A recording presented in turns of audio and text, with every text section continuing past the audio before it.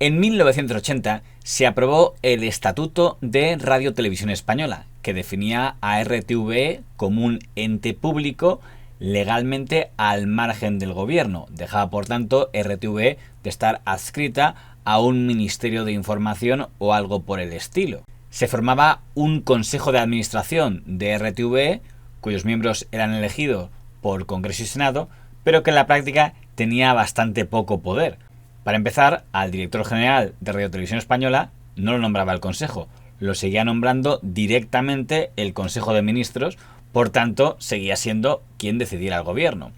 La diferencia es que el presidente del gobierno, don Adolfo Suárez, quiso que por primera vez fuera un directivo consensuado, tanto el director general como el comité de dirección de RTVE. Y los representantes de la UCD negociaron con la delegación del PSOE con don Alfonso Guerra a la cabeza. Uno de los interlocutores y consejeros del señor Guerra para toda esa gestión fue el periodista don José Luis Balbín.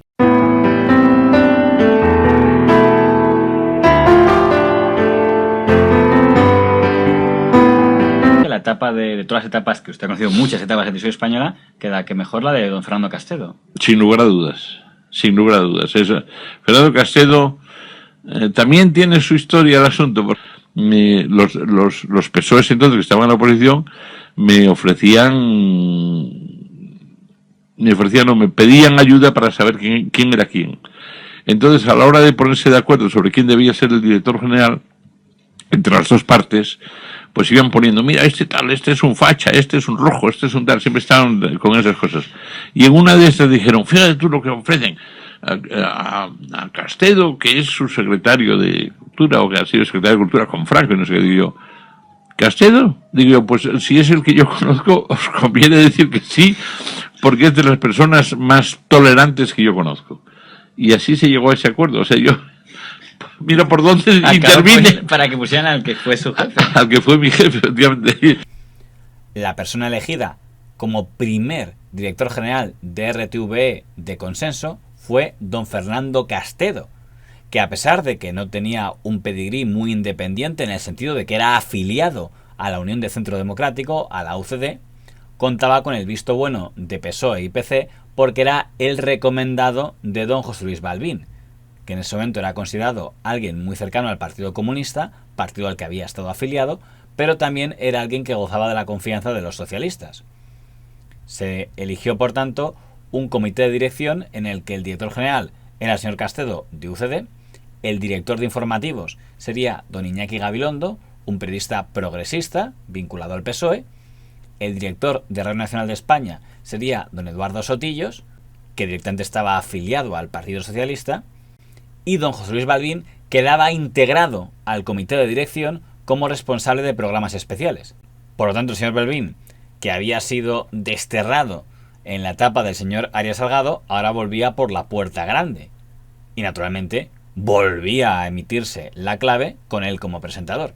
Vivió lo que se llamó la primavera de un pacto que hicieron las fuerzas políticas, que Adolfo Suárez propulsó, para que las fuerzas políticas, pues, en fin, convinieran en hacer un ejercicio como el que ahora se ha hecho últimamente, de darle a los profesionales la oportunidad de actuar sin no actuar bajo mando del gobierno. Era Suárez el presidente y fue Suárez el que pactó con el PSOE y con la izquierda, con el Partido Comunista, para hacer esto posible. Y de ahí surgió ese equipo que Fernando Castedo, que era de UCD, presidió, en el que estaba yo director de informativos, que no era de la UCD ni era de nada. Estaba Sotillos, que era del PSOE, director de Radio Nacional de España, y estaba José Luis Balbín, que entonces estaba vinculado al Partido Comunista, estaba en programas especiales. Yo creo que yo salí de director de informativos allí porque no era la primera propuesta de nadie, pero podía ser la segunda propuesta de varios, sospecho. El consenso. Sí, porque la UCD tendría otros candidatos que a lo mejor no les parecía bien al PSOE, el PSOE tendría algún candidato que a lo mejor no le parecía bien al UCD, y yo terminé siendo un poco ese segundo que más o menos se coloca así. Que esquemáticamente así, yo si hubo el pacto, la verdad es que nunca lo sabía. Yo estaba, creo que yo estaba en Lisboa de corresponsal cuando me enteré de que me llamaban para ser director de Radio Nacional. No lo sé. Sé que con Castedo trabajé muy bien. Si hubo el pacto, a lo mejor lo habría, yo no lo desmiento, Nadie me lo ha contado. Una vez en el aeropuerto de Madrid, pues recibí una llamada de que me pusiera en un teléfono público y me llamaban de Presidencia del Gobierno, el presidente Adolfo Suárez, al que yo no conocía personalmente. Y bueno, y hablé con él. Me dijo que tenía casi todas las papeletas para ser el nuevo director general de Radio y Televisión, y que bueno, cuando volviera de mi viaje, y pues que me pusiera en contacto con él. Naturalmente, el que de pronto empiecen a aparecer la oposición, en ese momento constituida por el Partido Socialista Obrero Español, y que la televisión pública, única que existía entonces, dedicara tiempo al partido de la oposición, obviamente menos que al partido del gobierno, pero en definitiva muy superior al tiempo que se le dedicaba con anterioridad, pues eso hizo crujir ciertas estructuras. Si a esto añadimos que se produce un intento de golpe de Estado el 23 de febrero, y que ese golpe de Estado, pues de alguna manera, pues seguramente a algún nostálgico le hubiera gustado que hubiera salido adelante, y que la televisión tuvo, entiendo yo, un papel significado en proyectar hacia la opinión pública pues lo que fueron las posiciones que adoptaron personajes absolutamente relevantes de la historia de España, como fue, por ejemplo, Su Majestad el Rey, pues todo puede explicar pues este barullo de información. En española, los yo eso solo lo he conocido papel en los tiempos de Castedo. Sí. UCD, transición. Sí. El señor Gabilondo, como director de informativos, quiso prescindir de la vieja marca de Telediario 1 y Telediario 2 y quiso que hubiera un único telediario con la marca de Telediario, que sería el de las 9. Eso no quiere decir que no hubiera un programa informativo al mediodía, aunque no tendría rango de telediario, aunque se le parecería bastante, y que se llamaría Crónica 3, porque se emitía a las 3. El señor Iñaki Gabilondo fue el primer director de informativos que simultaneó esa responsabilidad con la de editor del Telediario Estrella y presentador del Telediario Estrella. Una acumulación de tareas que más tarde le estrellarían la cara con el caso de los parados falsos. Aquel equipo ya nació gafado porque antes de que pudieran empezar su gestión, su principal valedor, el presidente don Adolfo Suárez, dimitió. Presento irrevocablemente mi dimisión como presidente del Gobierno y mi decisión de dejar la presidencia de la Unión de Centro Democrático. Como consecuencia de la erosión de imagen que yo había estado sufriendo durante muchísimos años y el acoso impresionante a que fui sometido por el Partido Socialista y muchos, al acoso a que fui sometido por el Partido Socialista. Y antes de que pudieran haber iniciado la programación que había diseñado el señor Gabilondo, se produjo un intento de golpe de Estado que incluyó la toma de control de Televisión Española. Voy a dejar el tema del 23F porque hay muchas, digamos, leyendas que no sé a lo mejor son exageraciones o no. Por ejemplo, se ha llegado a decir, y hasta en versión ficción en película, que al director de Televisión Española ese día prácticamente le encañonaron y que tuvo que ocultar casi una cinta en un asiento. ¿Eso fue así? Usted es muy joven y naturalmente no me estoy que pueda pensar que puede ser ficción. Pues no fue ficción, fue la realidad. Yo tuve todo el rato que estuvo ocupado en mi despacho por los militares, pues tuve una persona en principio engañándome y luego pues con el fusil preparado, con el CEDME o el fusil. Yo no sé muy bien cuáles son las marcas de los fusiles, pero creo que era un CEDME y lo tenía en sus manos, ¿no? Esa es la realidad, y que el vídeo del asalto al Congreso pues lo tenía debajo de mi asiento y yo estaba sentado encima de él, pues también es verdad, o sea, no es ciencia ficción. Que no son unas leyendas, sino hechos que usted... Son hechos reales que a uno le ha tocado vivir y que hoy pues provocan una sonrisa, pero bueno, en ese momento pues la verdad es que eran más trágicos que otra cosa. Porque es un homenaje a él por la serenidad que tuvo, ¿no? Una especie de equivocación respecto al tipo de música militar que lógicamente debían escuchar los que ocupaban, ¿no? Y nosotros habíamos puesto la música del barroco, que era una marcha militar del barroco, pero claro que sonaba como a clásicos populares. Y el oficial que estaba con Castedo dijo, no, tomaduras de pelo, no quiero lo de las marchas, con lo que se desfila. Y le apuntó. Y entonces Castedo me llamó por el teléfono, que estando el otro delante, y me dijo: Eduardo, esto yo que tengo enfrente me está poniendo muy nervioso, y me dice que igual me dispara si esto no lo corregís pronto. Y lo corregimos pronto, pero no perdió en ningún momento la seriedad, no se puso a decir: ¡me van a matar! Será un grupo de profesionales de la segunda cadena los primeros que saldrán a contar lo que está pasando a las 8. Yo no presentaba el telediario, era un director de informativo. Pero había habido el golpe, había habido la ocupación de Prado del Rey por los militares, nos habían prohibido dar información, cuando de pronto al cabo de 2 horas desaparecieron, no nos dijeron si desaparecían porque habían ganado, habían perdido, porque venía el relevo, ni nos dijeron que se levantaba la prohibición de dar información. No sabíamos qué pasaba de nada, pero decidimos que íbamos a iniciar la información. Como habíamos decidido algo que podía tener riesgos, porque no sabíamos si según empezáramos a dar información podía venir el relevo y nos podían montar el follón que fuere, decidimos no encomendarle semejante marrón a nadie, sino que Eduardo hiciera en Radio Nacional el comienzo de la información y yo hiciera en televisión el comienzo de la información. A la 1:38 nos llega un teletipo de línea y media que dice así: el general Milán del Bosch ha ordenado que se retiren las fuerzas a su mando estacionadas en la vía pública de Valencia. Toda esa noche, digamos, la historia oficial, si me permite, o por lo más destacado, es que no se informa en televisión española de lo que está pasando hasta que Iñaki Gabilondo... No es verdad, no es verdad, esa es mi herida.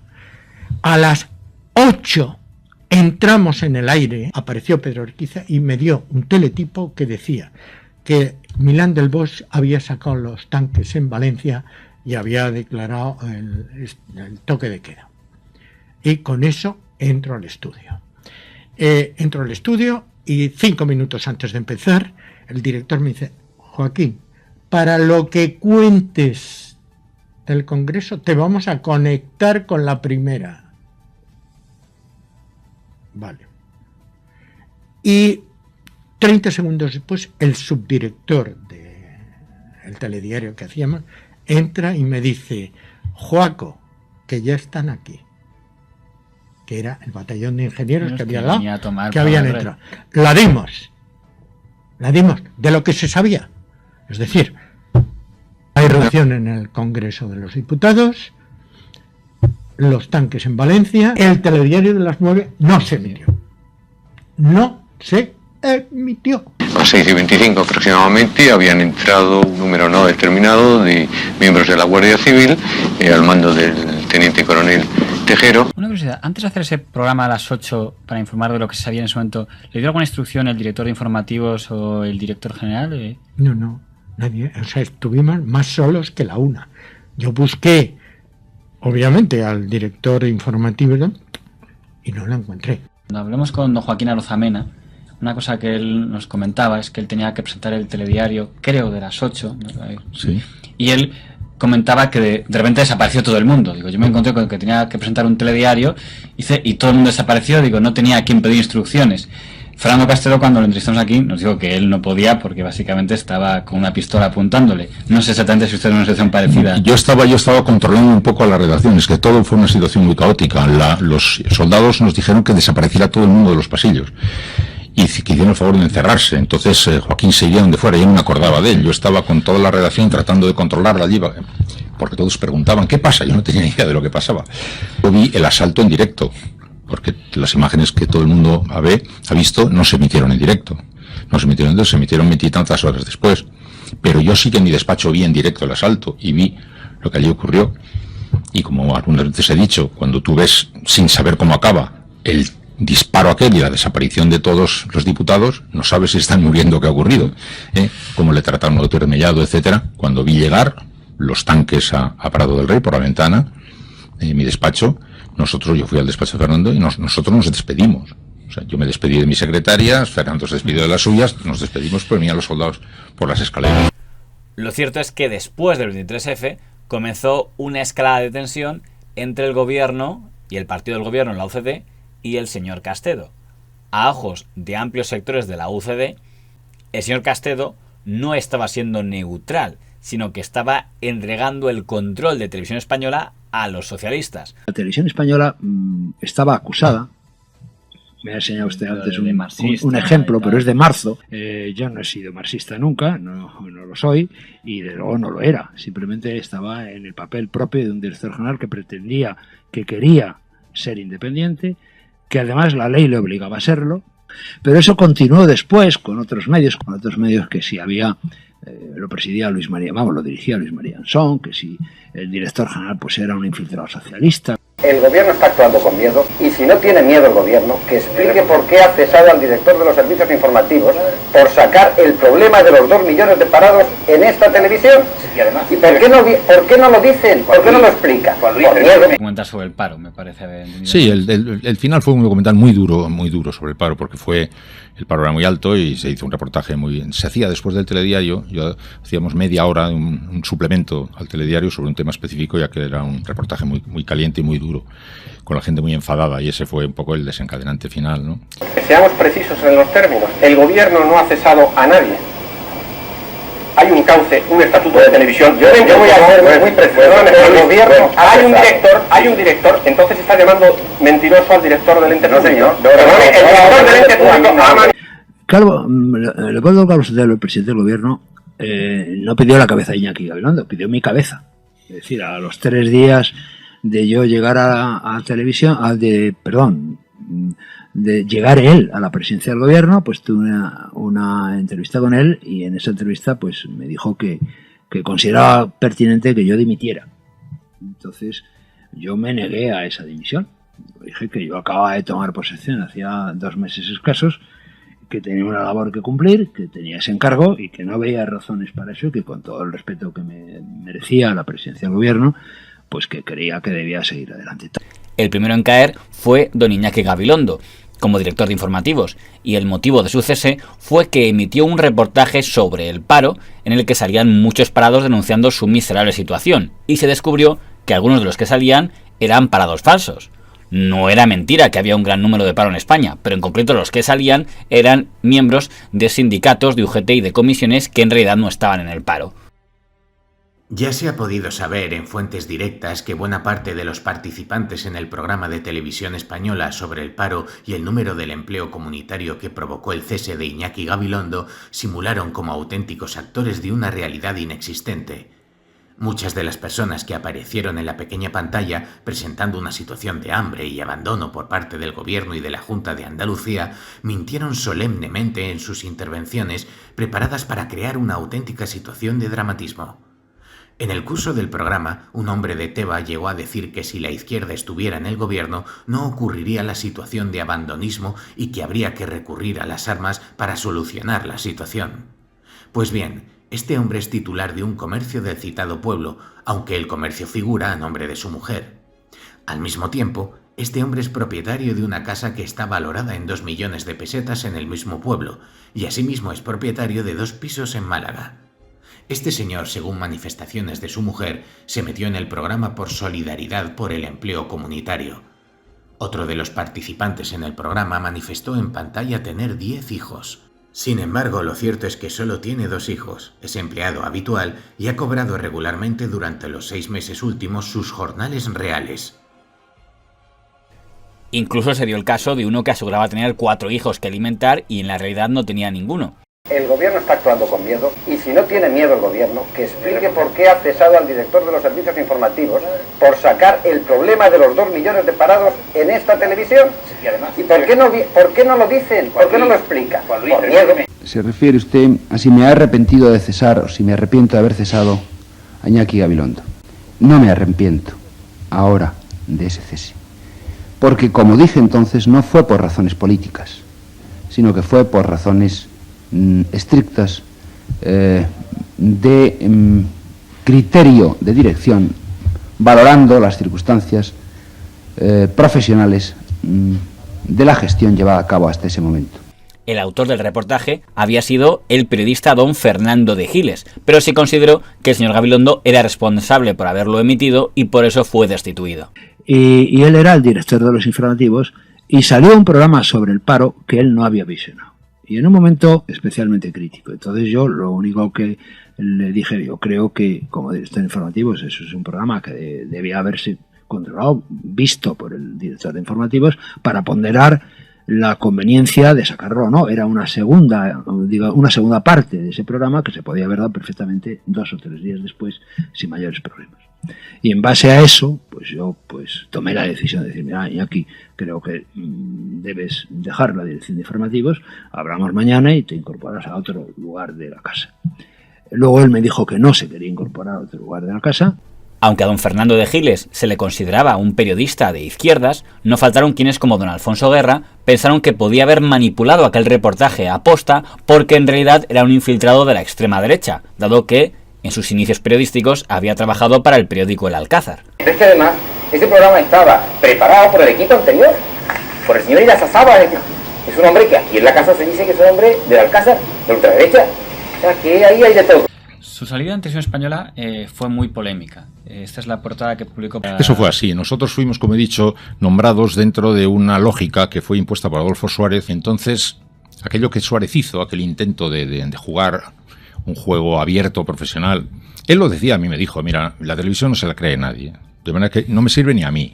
Entonces, prefiero que consiga credibilidad, aunque sea diciendo cualquier cosa que... Y efectivamente, cuando llegó el nuevo gobierno consideró aquella política de Fernando Castedo como un error a corregir. Era un error a corregir, que de hecho se corrigió. El hecho de que PSOE y PC defendieran al señor Castedo solo corroboraba a UCD que era su enemigo. El punto culminante fueron las elecciones gallegas del año 1981.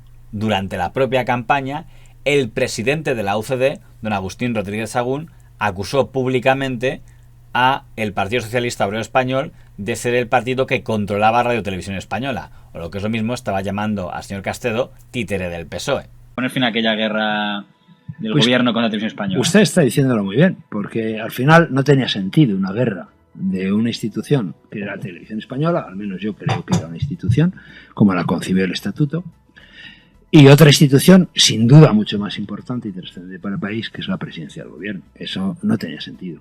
Es decir, yo esperaba que con el tiempo se dieran cuenta que eso que estaba haciendo Televisión era bueno para el país, era necesario y bueno para el país. Y creo que el ejemplo de independencia que dio fue muy notable, incluso de trato respetuoso y reconocedor de éxitos a todo el mundo. Estado públicamente que en el uso de sus facultades que responde de ellas ante el Parlamento, no, el gobierno ha cesado a pregúntale a Tío Cabanilla, hombre. O califico al ministro que llama por teléfono diciendo y a lo mejor a Guardilo llama mañana diciendo, oye, que se acabó la clave, que estos señores han dicho unas cosas que quién sabe. O sea que si ve la barba. ¿Quiénes me pidieron la dimisión? Pues yo matizaría. Me la pidieron el presidente del gobierno y el presidente del partido. Y me aconsejaron esa dimisión el expresidente Suárez y el señor Cabanillas. Tengo una anécdota muy bonita, que es que años después, un día yo le propuse a Leopoldo Carlos Sotelo, quería que Leopoldo Carlos Sotelo, que había dejado de ser presidente hace años, colaborara en Hoy por Hoy, haciendo algún tipo de columna o algún tipo de opinión. Entonces quedamos para comer. Y cuando llegamos a comer, a mí me pasaba años, y me dijo, antes de empezar a hablar, dijo, antes de que digas nada, quiero pedirte disculpas por lo que ocurrió entonces. Un detalle que me parece extraordinario, porque por otra parte no tenía que pedirme disculpas de nada. En segundo lugar, yo ni me acordaba de lo que estaba diciendo. Y dejó claro entonces que era el presidente el que había... Sí, el presidente estaba apretando mucho, porque como digo, lo que ocurrió después del golpe de Estado fue, pues sí, tomaron unas decisiones correctoras, como la LOAPA, procesos autonómicos, y nosotros éramos, como digo claramente, un equipo constituido en un momento dentro de una lógica que el nuevo gobierno no pretendía seguir y que todos estaban considerando que se había ido un poco de las manos, que era excesiva y que era un error a corregir, ¿no? Con la dimisión del señor Castedo, el primer intento de un mando consensuado en RTVE había fracasado. Y lo más original es que los que se habían cargado al señor Castedo habían sido los mismos que le habían aupado a ese cargo. Y no sería la última vez en la que algo así pasaría en RTV. Hubo, me pregunta Iñaki, un viraje político hacia la derecha después del golpe del 23F. Se dijo mucho. Aquello de el viraje a la derecha estuvo en la prensa y en los comentarios, incluso dentro de UCD. Yo en aquella época desafié a mis compañeros de partido y a algunos periodistas que me reprochaban ese viraje que citaran una sola prueba en relación con el viraje. Nadie creo que pudiera citar ninguna.